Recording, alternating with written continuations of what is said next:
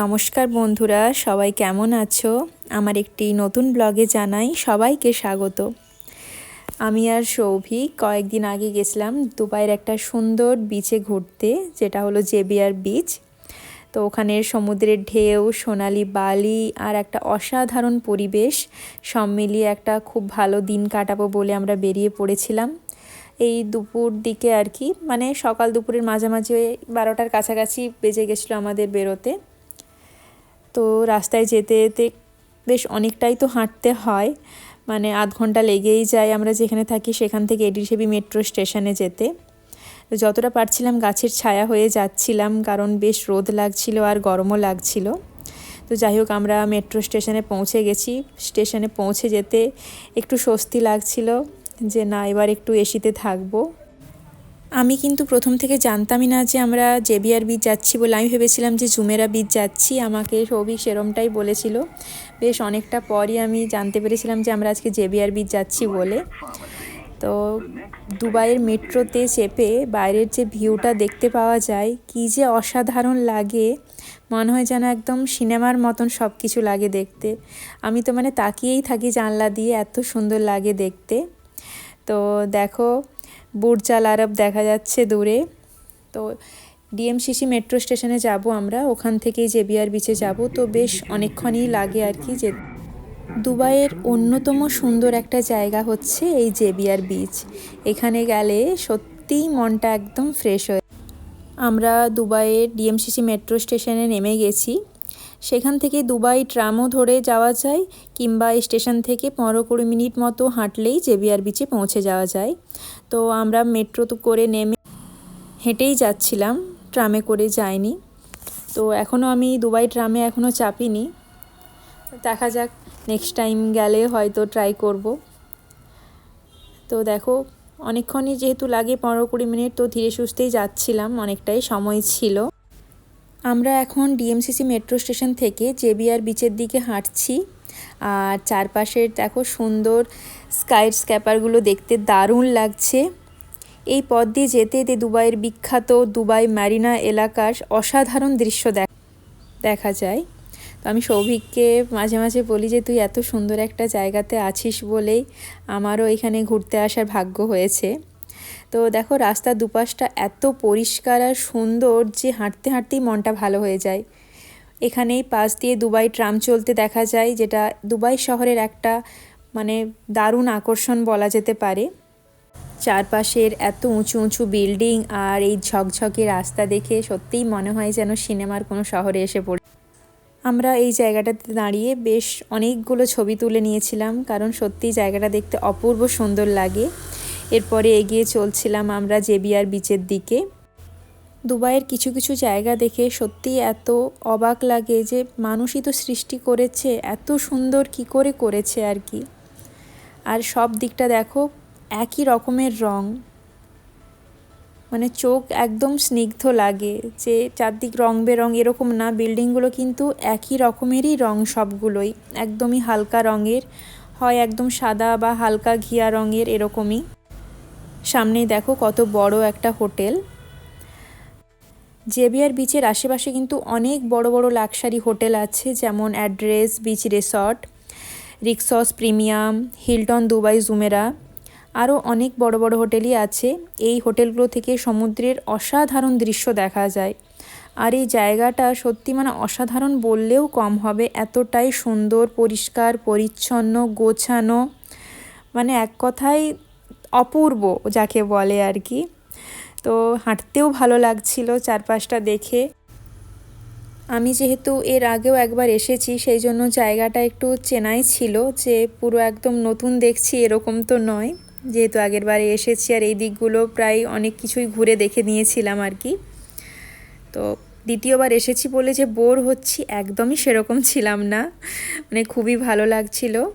আর প্রচুর পর্যটক এখানে এসেছেন, প্রচুর, মানে বিভিন্ন দেশের মানুষ তো এখানে ঘুরতে আসেই, আর জেবিয়ার বিচে তো প্রচুর লোকজনই আসে।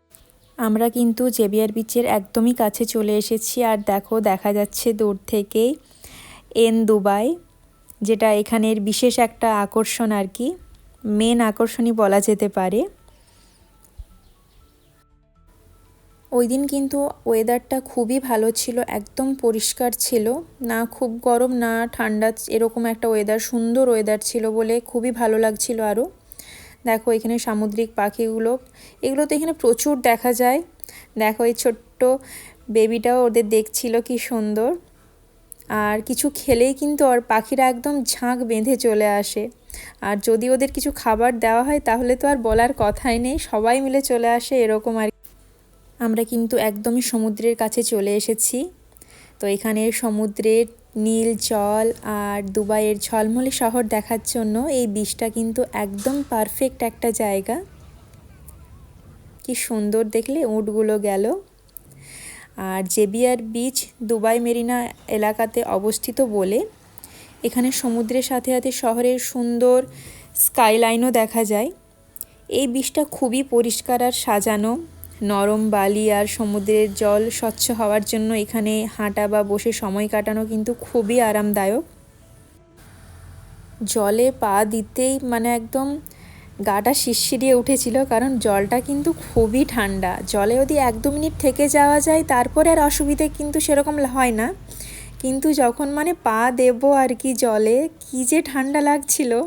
কিন্তু যাই হোক কিছুক্ষণ থাকার পর খুব ভালো লাগছিল। আমি তো অনেকক্ষণই জলে ছিলাম, খুব বেশি ডুব দিইনি, কিন্তু জলটাতে থাকতে খুব ভালো লাগছিল, একদম পরিষ্কার তো জলটা, কি ভালো লাগছিল দেখতে।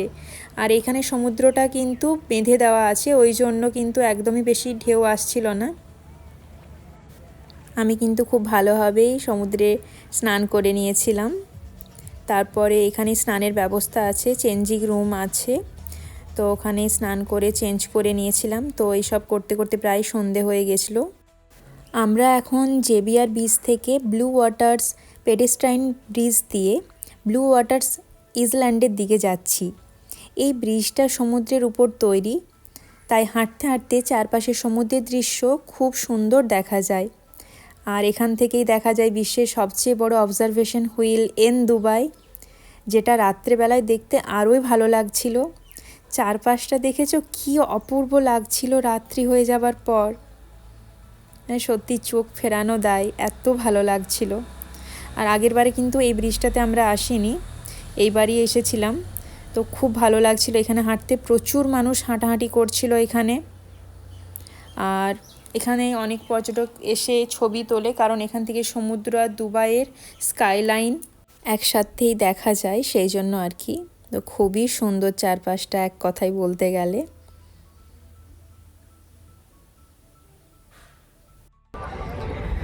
ব্যথা হয়ে গেছে, এত হেঁটেছি, ওই দিকের পুরো ব্রিজটা হয়ে হেঁটে গেছিলাম। এবার এখান থেকে বেরোবো, মেট্রো ধরবো। সৌভিক তো বললো ইবন বতুতা যাবো একবার, তো দেখি। বেশ ঠান্ডা লাগছে, ঠান্ডা হাওয়া দিচ্ছে, তো বেশ ঠান্ডা লাগছে। ওখান থেকে বেরিয়ে দেখো রাস্তাতে হাঁটতে হাঁটতে দেখলাম এই কার দুটো, তো সামনে থেকেও একটু দেখছিলাম, মনে হয় এগুলো ল্যাম্বরগিনি হবে, আমি ঠিক জানি না। তো যাই হোক স্পোর্টস কার, তো দেখে খুব ভালো লাগছিল। প্রথমে মনে হলো যে এমনি হয়তো রাখা আছে, তারপর কিছুক্ষণ পর দেখলাম যে না, ভেতরে কেউ আছে। তো যাই হোক আমি তো ফটো তুলে নিয়েছিলাম এখানে দাঁড়িয়ে কয়েকটা, এত সুন্দর লাগছিল। আর কার দুটোর কালারগুলোও কি সুন্দর, একটা রেড আর একটা একদম ডিপ ব্লু। তো যাই হোক তারপরে হাঁটতে হাঁটতে আমরা এখন ডিএমসিসি মেট্রো স্টেশন থেকে মেট্রো ধরে ইবন বতুতা মল যাওয়ার জন্য রওনা দিয়েছি। দেখো এখান থেকে দুবাইটা কি সুন্দর লাগছে রাত্রের লাইটে।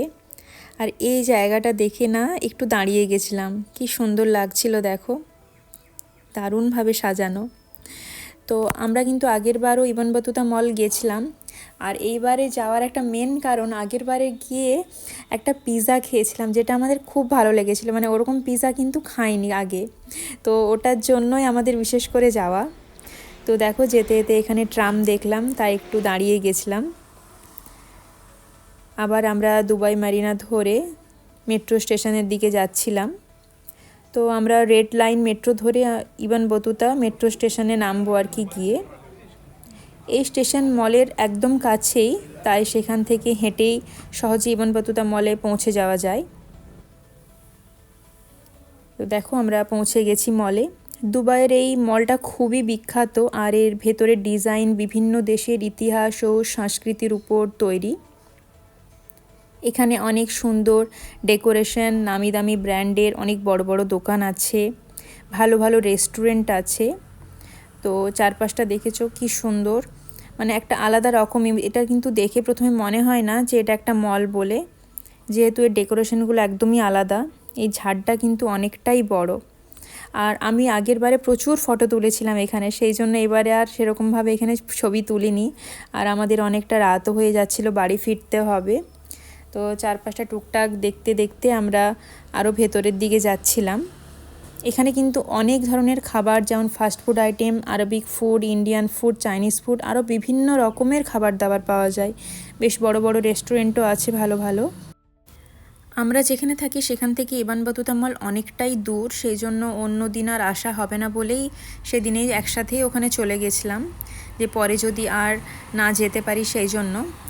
তো এবার আমরা ভেতরে ক্যারিফোরের দিকে যাচ্ছি, ওটা একটা সুপার মার্কেট। ওখানে কিন্তু একদম ফ্রেশ ফল, শাকসবজি, মাংস, পনির আরও বহু কিছু পাওয়া যায়। সাথে পাওয়া যায় বিভিন্ন দেশের ইম্পোর্টেড ফুড আর ফুড প্রোডাক্ট, বিভিন্ন বেকারি আইটেম, ফুড আইটেম এখানে প্রচুর পরিমাণে পাওয়া যায়। মানে এত ধরনের পাওয়া যায় যে কি বলবো। ওখানেই তৈরি হচ্ছে এই যে বেকারি আইটেমগুলো, এগুলো সবই ওখানেই তৈরি হচ্ছে। তো এই সব দেখার পর মনে হলো যে না, এবার পিৎজাটা অর্ডার করি, কারণ খাবার পরে অনেকটাই না হলে দেরি হয়ে যাবে। তো যেখানে পিৎজাটা বানাচ্ছিল ওখানে কিছুক্ষণ দাঁড়িয়ে আমি এই ভিডিওগুলো করছিলাম, যে কিভাবে পিৎজাটা বানাচ্ছে দেখতে বেশ ভালো লাগছিল। আর এত স্পিডে বানাচ্ছিল, মনে হচ্ছিল কী করে এত তাড়াতাড়ি একটা পিৎজা রেডি হয়ে যায়। কখনো তো দেখিনি, আমি এই প্রথমবারই দেখলাম আর কি। সেজন্য একদম আমি দাঁড়িয়ে ওখানে পুরোটাই দেখছিলাম যে কী সুন্দর করে এনারা বানিয়ে দিচ্ছিল। বার্গার, পিৎজা এগুলো খুব যে পছন্দের খাবার সেরকমটা না, কিন্তু মাঝে মাঝে খেতে ভালোই লাগে। মানে যখন যদি ভালো হয় আর কি, পিৎজা বা বার্গার এরকম কিছু, তো তখন মনে হয় যে না ঠিক আছে, খাওয়া যেতে পারে। তো বেশ তাড়াতাড়ি এটা বানিয়ে দিয়েছিল, তো এটা খেয়ে নিয়েছিলাম। তারপরে আমরা বাড়ির জন্য বেরিয়ে আসছিলাম, কারণ মেট্রো ধরে তো অনেকটাই আমাদের যেহেতু আসতে হবে, আর অনেকটাই রাতও হয়ে গেছিলো, আর খুব টায়ার্ডও হয়ে গেছিলাম সত্যি কথা বলতে। আর বেশি ঘুরতে একদমই মন চাইছিল না। সৌভিককে বলছিলাম যে চলে যাই, আজ আর ঘুরতে পারবো না। তো যাই হোক, দিনটা খুবই ভালোভাবে কেটেছিল। এত সুন্দর যে কি বলবো, সব কিছু মিলিয়ে একদম পারফেক্ট দিন কাটিয়েছিলাম আমরা। অনেকটা সময় নিজেদের মতো করে চারপাশটা ঘুরে বেড়িয়েছিলাম। তো চলো এবার বাড়ি তো ফিরতে হবে। আর ফেরার পথে আমরা ওখানে বার্গার নিয়ে এসেছিলাম, যে বাড়ি এসে খাবার জন্য, যেহেতু রাত্রে খিদে পেয়ে যাবে হয়তো, সেই জন্য ভাবলাম যে তাহলে বার্গার নিয়ে যাই। তো বার্গার আর কোল্ড ড্রিঙ্কস নিয়ে নিয়েছিলাম। আর আসার পথে একটা দোকানে ঢুকেছিলাম কিছু জিনিস দেখার জন্য। তো যাই হোক, চলো টাটা সবাই।